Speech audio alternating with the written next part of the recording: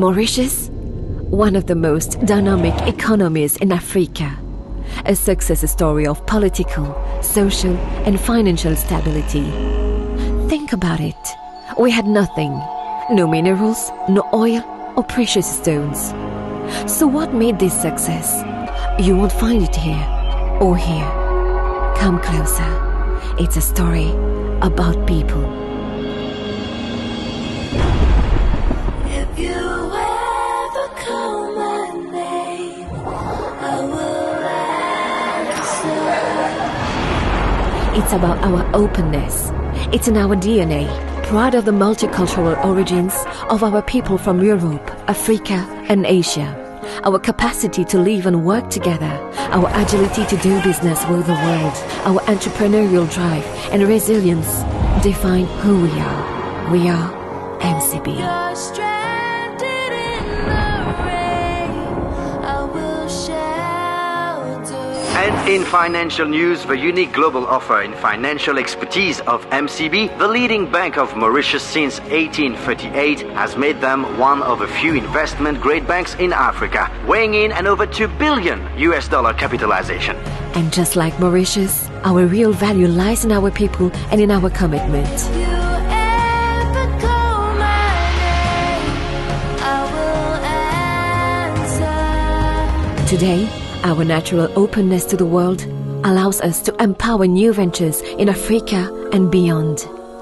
Our unique global perspective opens endless possibilities for international business. Please be.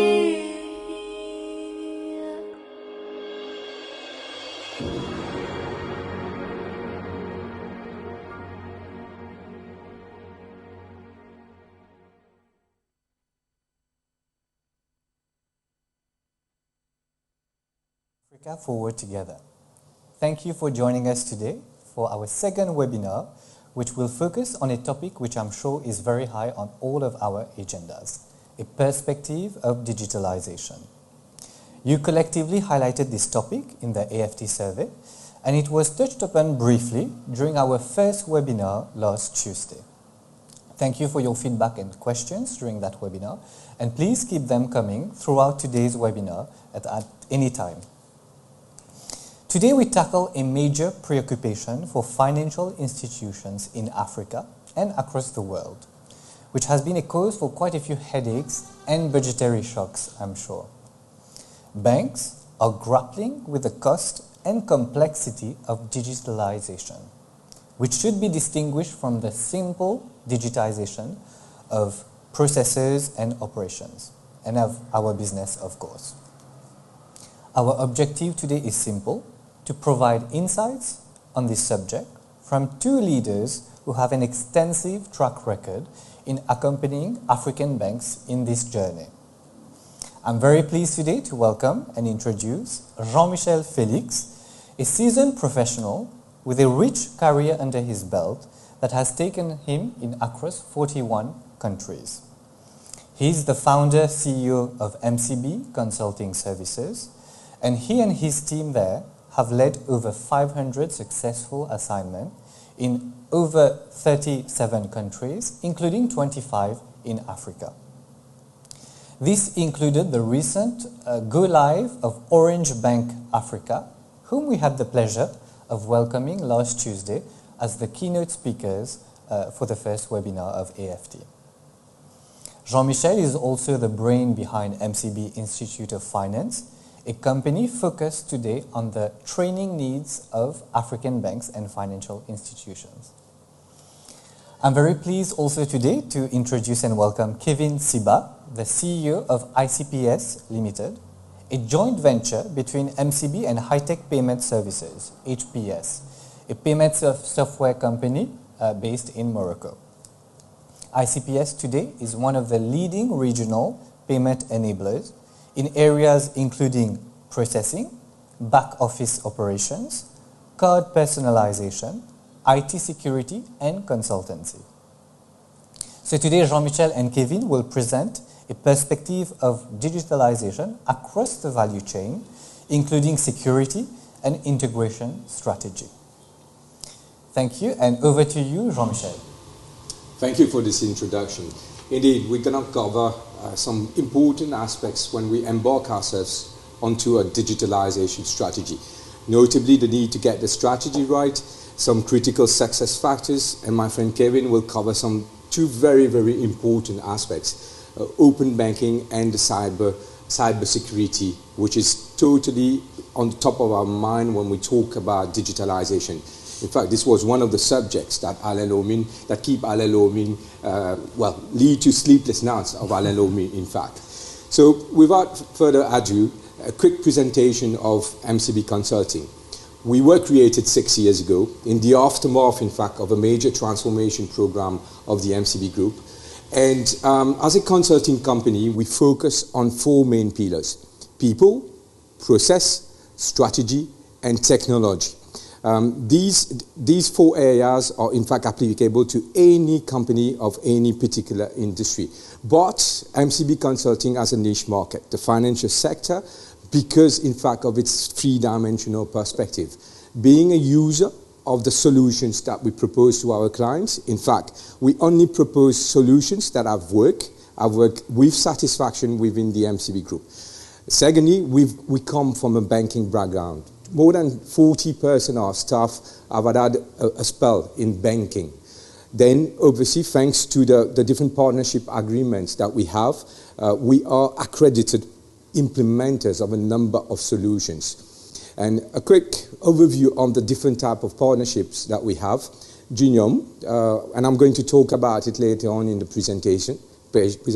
Azure Digital, which focuses on the customer's experience. Dynamis, which is a company based in Europe, which focuses on automated testing. IMS, which helps us automating correspondences to the clients. Temenos, leading core banking software provider in the world. And EY, one of the big four with whom we've signed up a partnership agreement and with whom we work on some specific assignments. Over the last 6 years, in fact, we've covered, as mentioned into the introduction, 37 different countries, and obviously the majority being on our mainland Africa. Carried out 500 assignments with the help of our passionate workforce, coming from different cultures and countries. Let's talk now about digitalization itself. About some specific challenges of the financial sector which should help us, in fact, derive the appropriate digitalization strategy. We have incremental needs and sophisticated requirements from different customers, linked obviously to different generations. We have the emergence of new non-banking customers. OBA was present in our first webinar, and you've seen how disruptive OBA will be for the banking sector in Africa.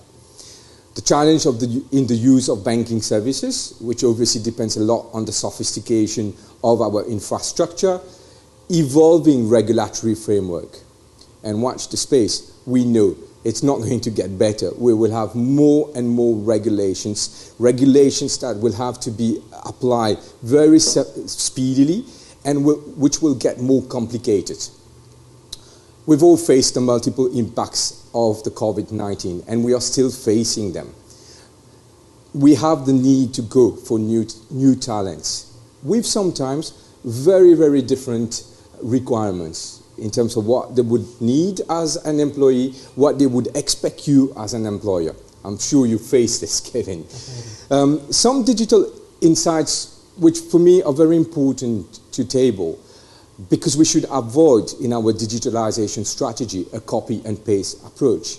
Look at these statistics. The worldwide average talks about a 59% penetration of internet users, whilst on our mainland Africa, this figure is only 34, and in Mauritius, 68.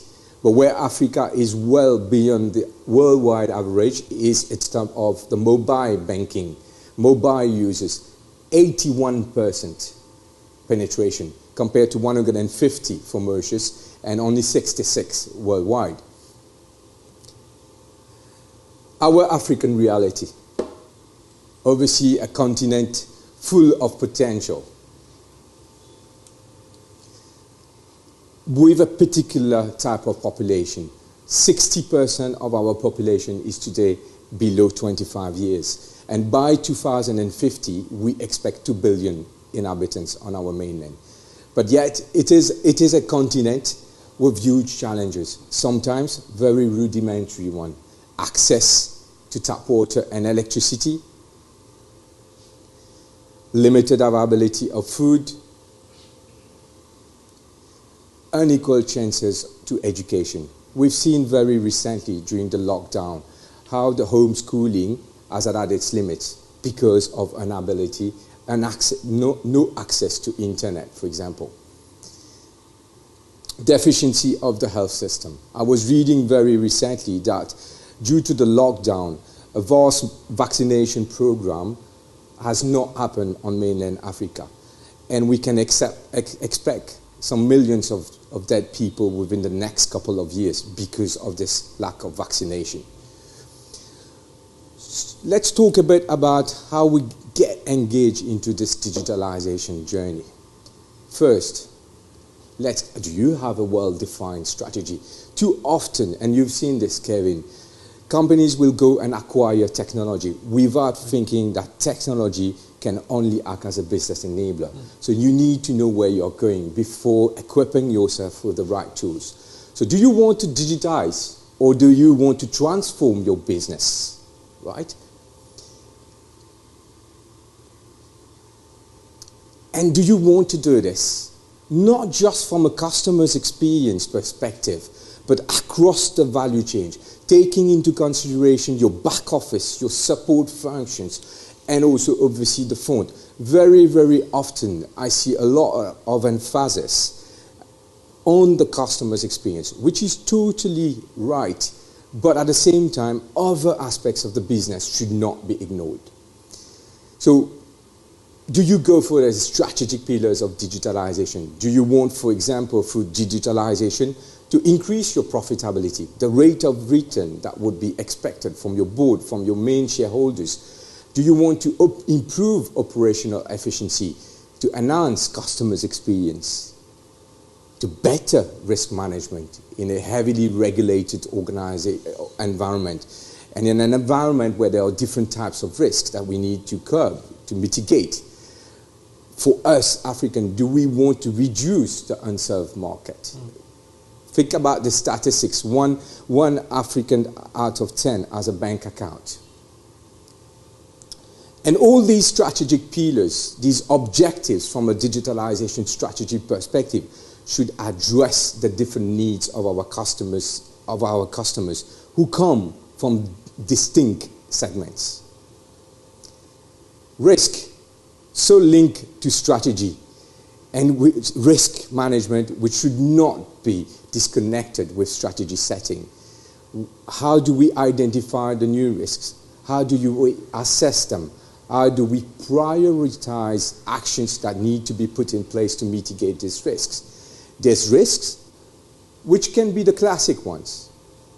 Creditworthiness, KYC, but which will also entail a new breed of risk. Some would say that change management is not a new type of risk, but too often in transformation program, we focus on the hardware, the software, but we forget the hardware. So what about this astute change management strategy, which is necessary to succeed in any transformation program? What about cybercrime? And this is one of the reasons I've asked Kevin to help me in this presentation. He will have a zoom on this particular type of risk, which cannot be ignored. If ignored, the whole digitalization strategy can fail. Let's look also at some technological considerations. Some major trends first. Some years back, we were talking about fintechs being competitors to banks. Today, we talk about collaboration between fintechs and financial institutions. We also talk about the API economy. How do we use this for monetization and digitalization of our value chain? We talk also about banks offering their platforms to fintechs, a true illustration of collaboration.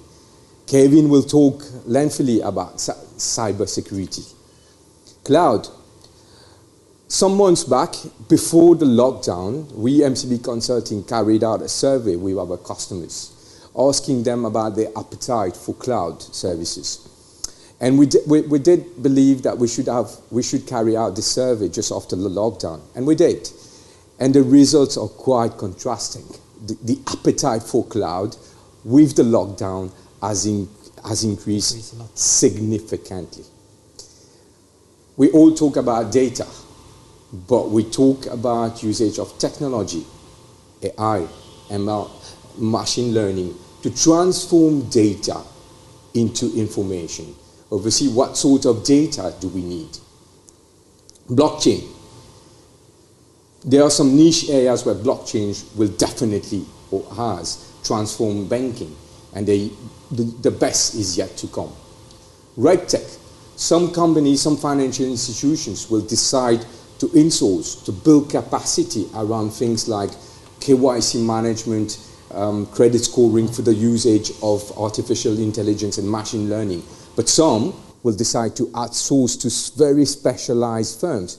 The objective, in fact, is to capitalize on the best of breed and to increase the go-to-market strategy, but also to remain focused on what really matters, that is the customers. We talk about the usage of RPA, and I've got a slide which will, in my humble opinion, explains where and when RPA should come into the digitalization strategy. 80% of executives on the mainland Africa will believe that the 5G will transform banking very soon. So, getting into a bit of more details on this technological aspect. I've talked about the copy and paste. I've talked about the different realities of different continents. Africa innovates at its own pace, and it works. My 80 years old mom can go on YouTube, can WhatsApp.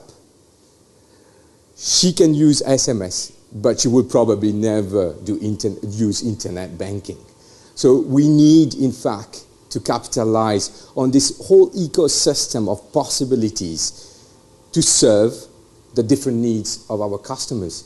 They are of different generations. The different layers, in fact, that we might consider from a deployment strategy perspective. Obviously, a lot do focus on UX and digital talents, which is right. These will interact with third-party applications, whether they are from the central bank, whether they are from different institutions, or whether, as mentioned earlier, with RegTechs. But there are also two layers, and two very, very important layers. And probably this is where organizations can derive the competitive advantage. Maybe the question is, do we go for off-the-shelf UX digital channels and rather build capacity around integration and adaptation layer instead of trying to develop something internally around UX and digital channels? And this integration and adaptation layer through APIs and web server should obviously interface with the core banking system, which should remain as the single source of truth. This core banking system could be on-premise or could be on cloud, as OBA has demonstrated on Tuesday. Beyond the core banking system, we can have also other support applications like BI, CRM, ERP. And all these are important factors to take into consideration in the deployment of our digitalization strategy. So, Kevin, I would like you to share with us some specific pointers around open banking. Thank you, Jean-Michel. And thank you for having me on this webinar. I'm very pleased to be next to you to talk about digitalization. It's true that digitalization is something which is the talk of the town, but I would just like to remind that digitalization is a set of things. And I'm going to touch base on only two aspects of it: open banking, API, and then the challenges that we can face with regards to open banking and APIs, and which you touched base earlier about cybersecurity. So allow me first of all just to quote two gentlemen. The first one is the group CEO of LinkedIn, who said that technological innovations will be at the heart and blood of banking industry for many years to come, and if big banks do not make the most of it, the new players from fintech and large technology companies surely will. This has been said in 2016. In 2018, the board advisor of Booking.com, Arvind Sankaran, said, "We are witnessing the creative destruction of financial services, rearranging itself around the consumer. Who does this in the most relevant, exciting way using data and digital wins?" Very powerful. But like I said, this has been said a couple of years back. But open banking and APIs have been existing for decades. And let me just try to demystify it so that people and our audience will understand clearly what is API, what is open banking. So API is just a technology actually, right? And open banking leverage on that technology today to offer a multitude of possibilities for external parties to be able to access data. So open banking in itself, it's not about only free data being able to circulate, it's also about a change in the behaviors and attitude in a more holistic strategy, right? But the myth around open banking and API is open banking safe? And the answer, we already have it with GDPR, for example. Is open banking a new phenomenon? Since 2007, PSD, so for those who don't know PSD, the Payment Service Provider Directive, which came from Europe in 2007, which has been amended in 2018, and which is now a reality in Europe, is the exact open banking that has been implemented and which other countries now are trying to implement. And then, obviously, you talk about APIs earlier. Is this an innovation?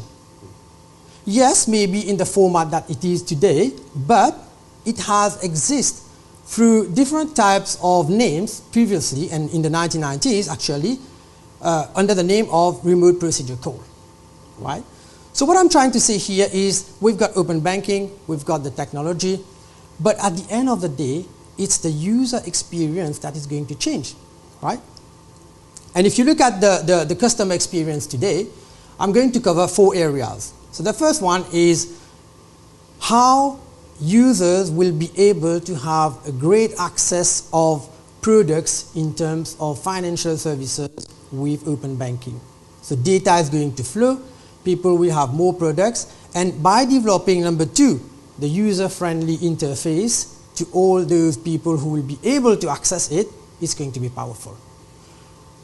But the exciting part of it is really about the underserved market.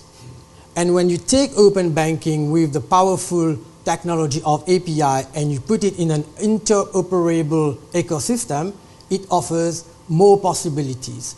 And that's where actually you are able to deliver more services to more people, and you were referring to your mom, 80 years old, having access to all type of products now at the tip of her hands in her mobile, because she can't use internet banking, right? It's going to be something very interesting for the users. So let me just, if you allow me, Jean-Michel, share 2 use cases, or if you want to call it success story, right?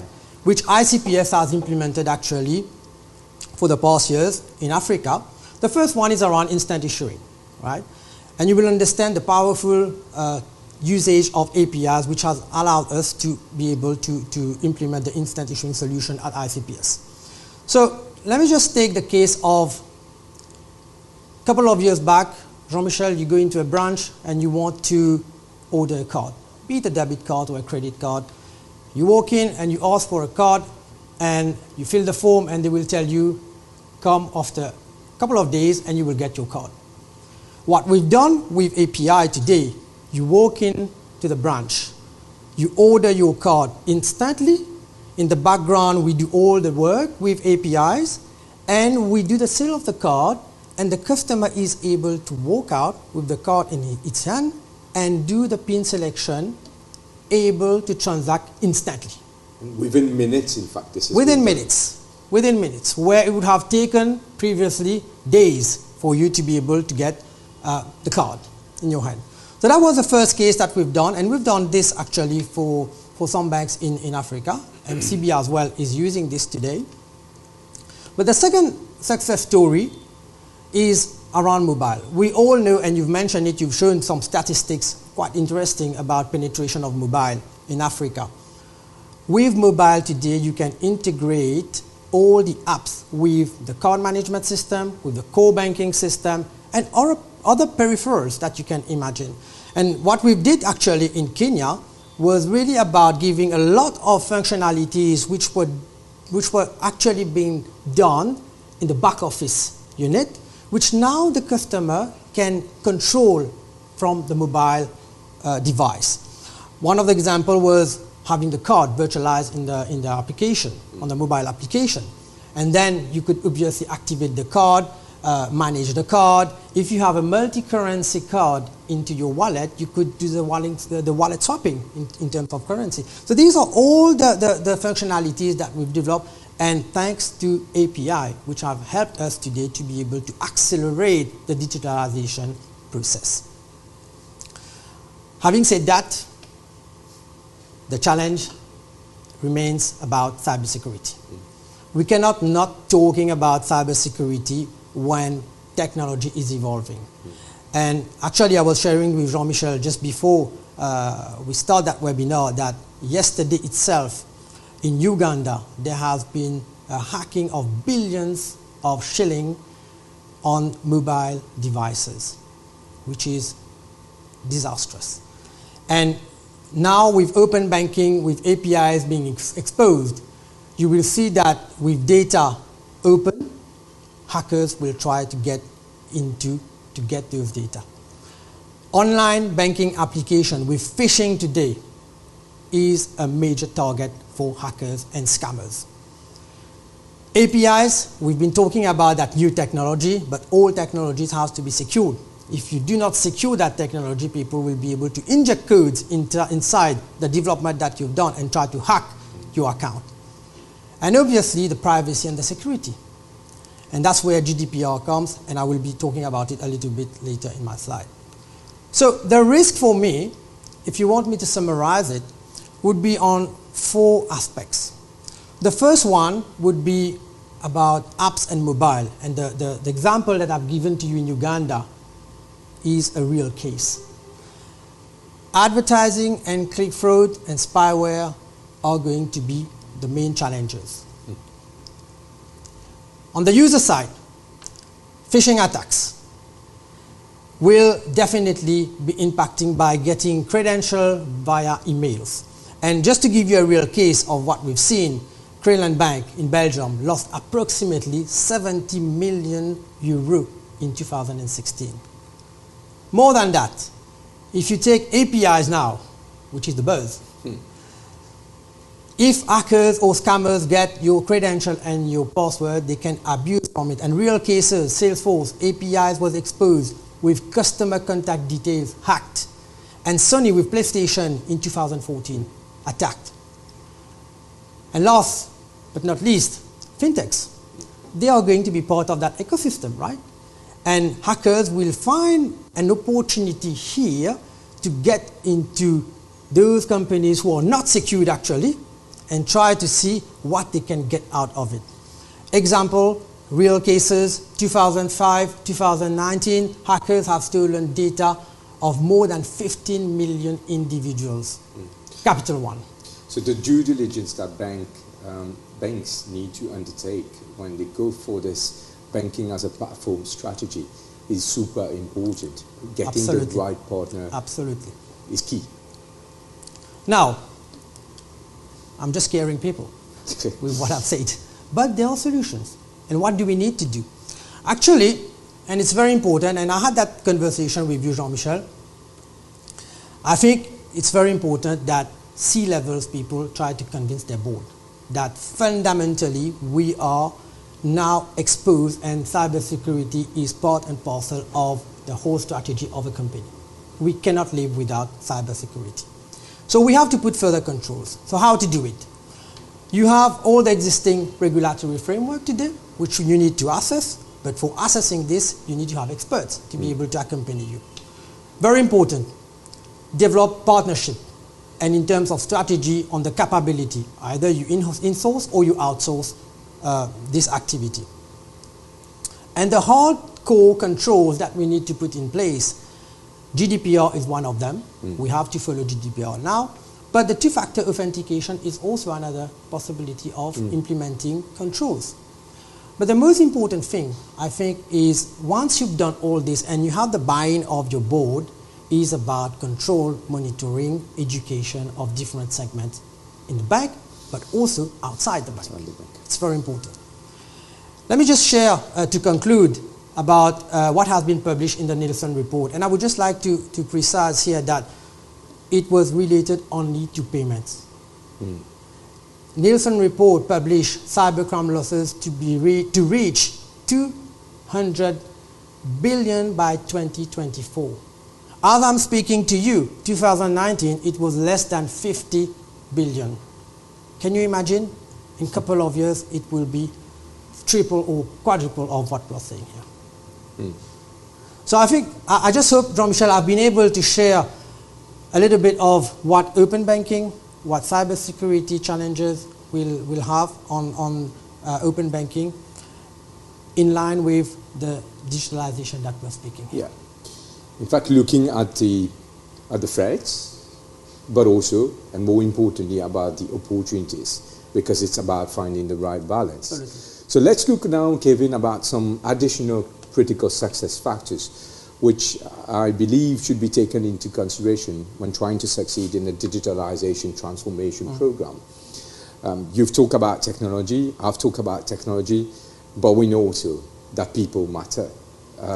And having an astute change management strategy is so important. Not going for a big bang, but perhaps going for a success breeds success approach.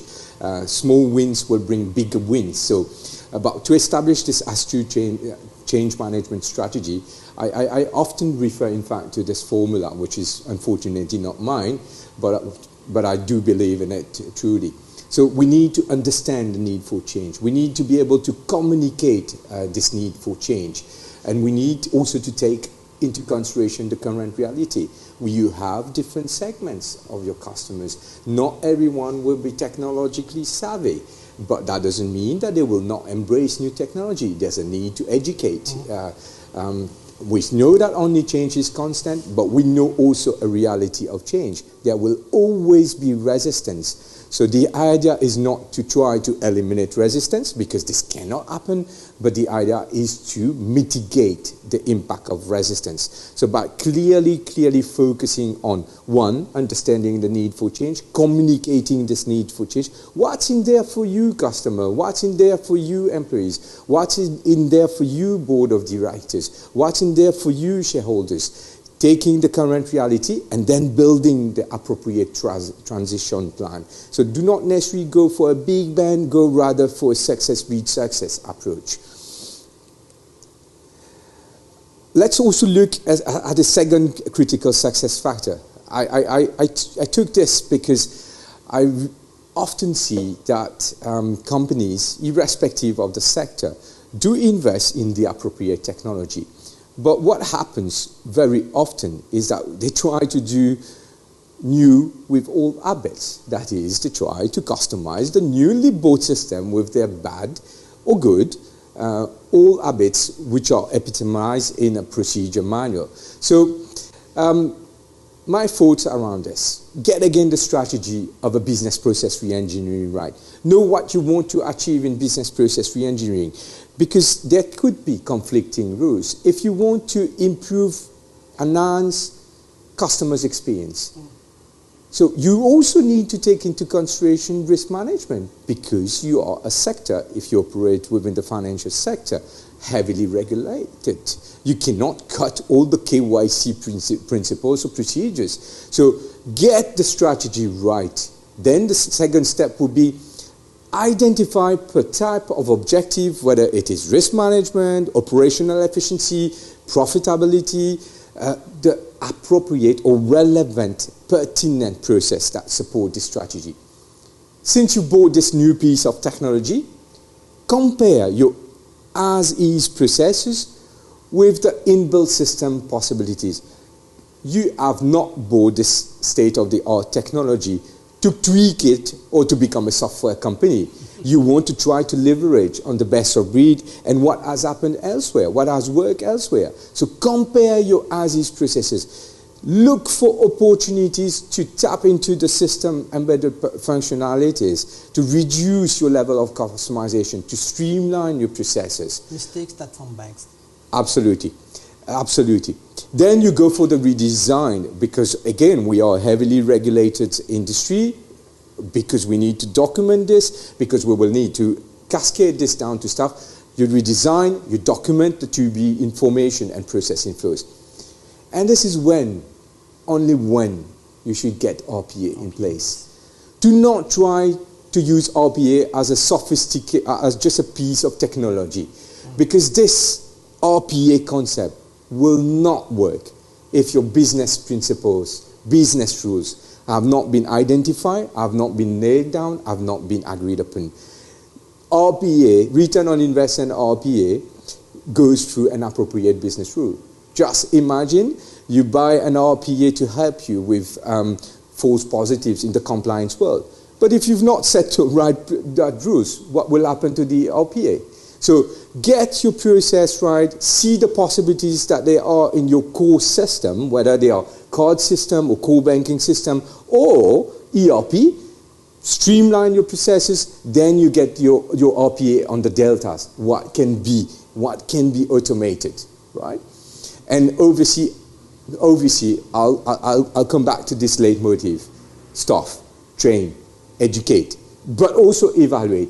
Make sure that when before any rollout, you've ensured that the staff have been well trained, have mastered the opportunities that are provided through the new pieces of technology, that have understood how to use these new pieces of technology to ensure a proper return on investment. And we've got a tool, as I mentioned it earlier, Genome, and I know you use it also within ICPS on your different deployments. Things that we've clearly seen during this lockdown and the need to work from home is that the work from home cannot work, in fact, without the appropriate technology. So some companies have invested a lot into technology because of the lockdown. Some more proactive companies had invested into technology well before the lockdown, right? Why would you not give, for example, a laptop to an admin staff? Or would you say that because this is an admin staff, you will just give the person a PC? So these are sometimes myths, simple myths, but providing laptops to everyone will enable inevitably people to work from home. But we've seen also the work from home, and Alain has talked about it on Tuesday. We talk about on-premise, we talk about work from home, but maybe the best fit is somewhere between the hybrid model. Exactly, Kevin. 9 projects out of 10 fail because of inappropriate training. Either the training strategy has been wrong, or people did not follow the training. So with this quest for digitalization, with the impact of COVID, the lockdown, and the new norm, there's a clear need to go for different skill sets, but also new medium, new ways of training people. During the lockdown, has your company gone through training, or because we were unable to do on-premise training, there was no training for 3 months? So had you had an e-learning platform, you would have been able to continue the training and to make good use of this lockdown to better the skill set of your people, to get them prepared for this new norm. And all this, obviously, right training will increase the probability of an increased ROI. So within MCB Consulting, we've got this solution that we discovered 10 years ago when we were going through a transformation program. It's from India, and it enables us to do e-documents, e-processes, e-evaluation, e-training, but also e-risk management. We even have a module which enables the enterprise risk management framework to be digitalized. Within MCB, a few years back, we had this idea of creating an Institute of Finance because we knew that there was a disconnect between the battlefield reality and the offers of the market. And we created MCB Institute of Finance, which was launched last year, more precisely 18 months ago. And within MCB IF, we have a blend, in fact, of both in-class and online courses, tackling very important subjects like digitalization, leadership. And thanks to, in fact, our carefully selected partners, again, partnership strategy. We have, amongst others, Emeritus, RBA, and Paris 2 from France. And this enables us, in fact, to have a wide range of training courses that we've identified with our partner, also Unicity, a major player in the education sector in Mauritius, to offer, to close a gap on the market. So some concluding comments from my perspective. Strategy first, and then technology. Avoid the cliche of copy and pasting, right? Because each company might have a different segment, might have different needs for its customer segment. So yes, leverage on the best practices, leverage on what is done elsewhere, but do not copy and paste. There's also, and I'm sure you've come across this, the focus on the US, the customer's experience, the digital channels, is at the detriment of a solid foundation. Yeah. So the good old habits, the digitalization strategy also goes through the back end. Yeah. Do not forget this. We've talked quite lengthily about the value chain. Seek opportunities of optimization, of better risk management, of revenue enhancement, of better training your staff throughout your value chain, whether it is your support functions, your middle office. We need to take into consideration perhaps there are possibilities of ERP, of a BI, of an appropriate CRM, not just the customer's experience, which will make a difference. People, hardware, again, identifying the talents that you need to drive you forward, because the realities of the market are different. The customer's requirements are different. They are more and more sophisticated. They come from different generations. So you need a different blend of talent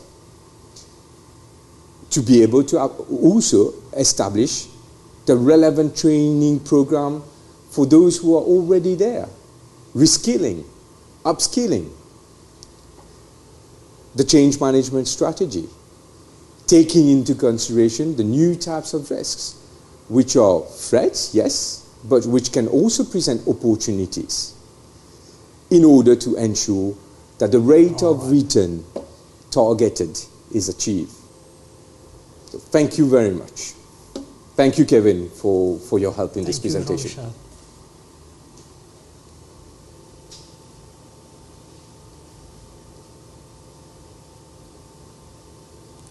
Many thanks to you, Jean-Michel and Kevin, for these insights, and I hope these have been useful and insightful for you, our audience, watching us.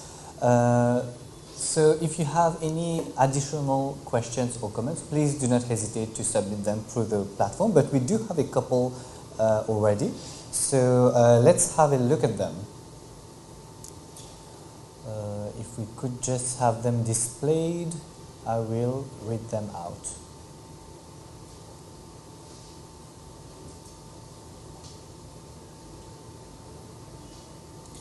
Okay, so we have a first question on the role of the back end. So to what extent is the back end crucial in a digitalization process? Gentlemen? I'll take this question. All right. In fact, my emphasis is on the value chain, not just on the back end or the front end. And any organization should be asking itself the following question: where are my opportunities across the value chain? That's my first answer. My second answer is that however good your front end is, if your back end doesn't follow, the entire value chain will fail. So the key thing is to be analyzing the opportunities, flaws, and risks across the value chain, so that the necessary emphasis is put on the particular piece of the puzzle which will really matter. And every organization will have a different positioning of the importance of the back end or the front end, but the value chain, the perspective of the value chain is the key here. It's fundamental.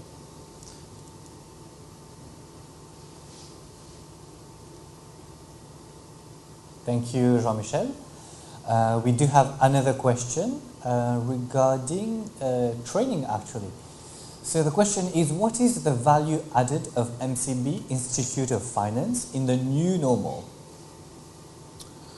Okay, I believe that there are perhaps a couple of factors that will bring additional value to the market. It's firstly this blend of online and in class. Secondly, the partners that are working with MCB Institute of Finance, and these partners include Ivy League universities in US, and thirdly, in fact, it will be the type of courses that we offer.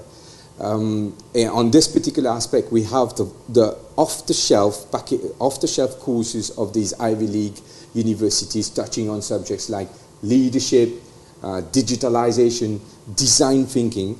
But we also, with Paris Assas, for example, have crafted, with the help of two of my colleagues of MCB Group, a unique executive master in banking and finance, which will be launched in February 2021, which in fact has been drafted in the light of the opportunities, difficulties of the African continent, that will offer this mix of both online and on-premise courses. So clearly, from my perspective, I see MCB IF again bridging a gap, offering a tailored approach to training, and making sure that at the end of the day, we don't follow courses just for the sake of following courses. That one, the employee gets its appropriate return on investment, and that the employer also get a uplifted skill set from this particular employee, then leading to increased productivity, better customer service, and the rest. And if I may add, Jean-Michel, I think it's a massive opportunity for students, and if we take the case of the COVID for the moment where students cannot travel, absolutely, you have a platform here where you can offer a lot of possibilities in terms of courses. Right? And one of the courses one of the partners that MCBIF is RBA, Retail Banking Academy, which offers predominantly online courses. But one of the entry criteria is, in fact, working experience, not only academic qualifications. So those guys who've not been lucky enough after their A-level, the secondary schooling, to go to university, it's a unique opportunity. Try to make good use of your potential lockdown and the inability to be on premise, or the time that you save in transport because you're working from home.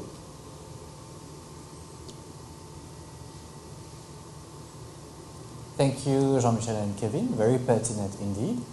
We do have a couple of more questions. So the next one is, why is it important to have a value chain strategy?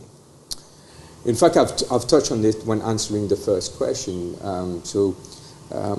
We need to look at all the pieces of the puzzle, basically, before deciding on which piece do we place focus in order to achieve the strategic objectives. Do we want to have enhanced revenue? Do we need to improve the customer's experience? Do we want to better risk management? Do we want to improve profitability? So the value chain perspective before zooming or making a dip on the appropriate technology is super important. It cannot be siloed. It cannot be siloed, absolutely.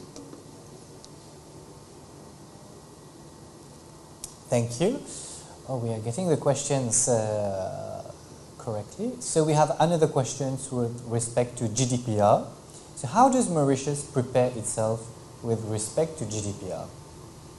I'll take that question if you want. Absolutely. Irene. So, well, we are quite advanced in Mauritius when you take the Data Protection Act, which has been amended and acted in Mauritius. It's pretty much similar to what GDPR is today. And I must say that we are quite advanced. But not only Mauritius, there are some countries also in Africa which are quite advanced now in terms of Data Protection Act. So GDPR is a reality in Mauritius, and I know that many companies like us have already started to implement GDPR. We are in the process of finalizing at ICPF, and I know that within the group MCB, it's something which is going to happen very soon. So we are ready with GDPR.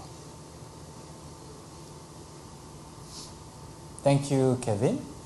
We have a question regarding what is the secret for MNOs and banks to collaborate? I'll give my email address to that person. Well, I believe that this is trust is very important. It's like in any relationship, trust is very important. We've talked a number of times, in fact, during this presentation, Kevin, about the due diligence, finding the right partner from a cultural perspective, from a technical perspective, but a partner that will also close the gaps. So there are, in fact, there's no one secret. There are many factors that need to be taken into consideration for enabling an informed decision and the right decision. And I think collaboration is important. At some point in time, it will happen. I just hope not. One of them will die. So better having that collaboration with MNOs today, banking and MNOs, to make a better environment, a better ecosystem.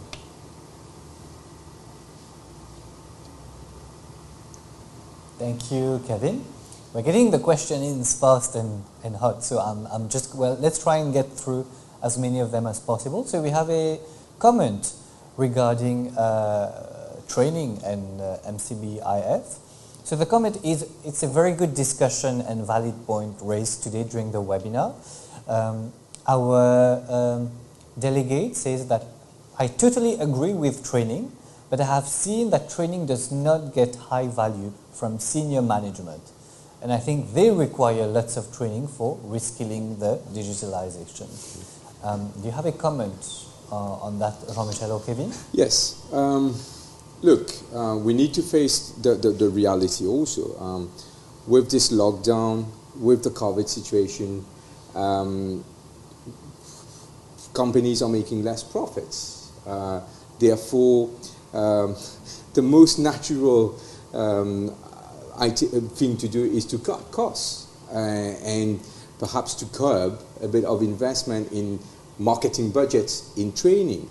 But the call here is that, albeit this difficulty, which is recognized, this is the time to invest, because we need to reskill our people, because we need our people to be ready for the new norm, because the pace of change is so fast and sometimes furious. So training is not an item we should be cutting. The person who raised this question is right to say that, in general, unfortunately, and I will put it rather than this, we look at training more like a percentage of our expenses rather than a real investment. The value that you will get out of it. For our people and the appropriate return. So when investing into training, we obviously need to know what sort of training do we need?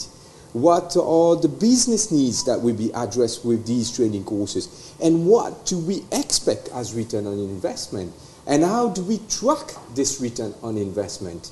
Do we factor into our objective setting the training courses, but also the expected change in behavior or performance. So clearly, it's not a one-man show. It's not just an HR problem. It's an organization issue. And the tone should come at the top, making sure that, yes, albeit the difficulties that we are facing, we are still investing in training, but training that does matter, that will bring our organization to new heights.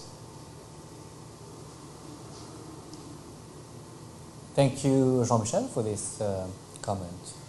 We have another question regarding how do you balance digitalization versus risk policies and regulatory requirements? Okay. Well, first of all, managing a business is about managing business risks. Okay. When you work in a financial sector or a bank, the rate of interest, in fact, is a true reflection of the risk. So, risk is part of our life. We should not be distinguishing, in fact, strategy and risk management.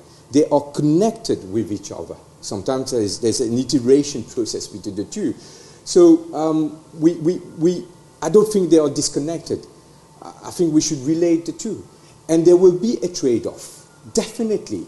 A trade-off that could be explained by limited budgets, a trade-off by our ability to build capacity, a trade-off limited by maybe finding the right partners. But the key is about what do we expect as return on investment, so that we do make sure that we put in place what could be done in the current context, given our means, given our people, to attain this return on investment. And a clear caveat in this framework is regulatory requirements, because we will not be able to do whatever we want. We are governed by a framework. So this is one of the top items that need to be considered whilst developing, crafting, and implementing a digitalization strategy. Thank you, Jean-Michel. We have time for one last question on operational excellence. So the question is as follows. Operational excellence is what banks are targeting, and technology is only a part of it, which is very true. What are the easy and quick wins to achieve operational excellence? Sorry to come back to this leitmotif about value chain.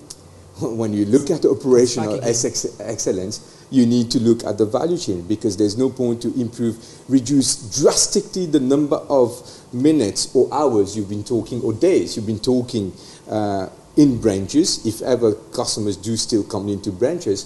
But then the back office work will supersede the benefits of having reduced this particular aspect of the process. So when we talk about operational excellence, we need to look at it at a value chain perspective. The second piece of the puzzle, is not a secret, but it's a critical success factors, is make sure that the technology chosen is the right technology and that it acts as a business enabler. The third thing would be definitely training again. You change your process, you change your technology, but if you don't train the people, you will not get the return on investment. The fourth thing that I would say is that whenever there's a change in process that impact customers, make sure that these changes have been communicated properly to the customers, that you've embarked your customers maybe in this journey, maybe through some surveys, seeking feedback with your top-notch customers, just to make sure that you talk about it in a silo. You look also at the external world, and you communicate to these customers the changes that are being brought for their betterment. Thank you very much, Jean-Michel, and thank you, Kevin. We have reached the end of our webinar, and I would like to thank our speakers today, Jean-Michel Felix and Kevin Siba, for their address on a perspective on digitalization. And thank you to our audience for joining in and for your lively participation and questions. Should you have any further questions or queries, please do not hesitate to reach out to us for a follow-up or for a conversation. So our next webinar will be next Tuesday, 13th of October, which will focus on payments, solutions and trends in the new normal. So do register for that if you haven't done so already. And I wish you a very good afternoon and have a great day. Goodbye.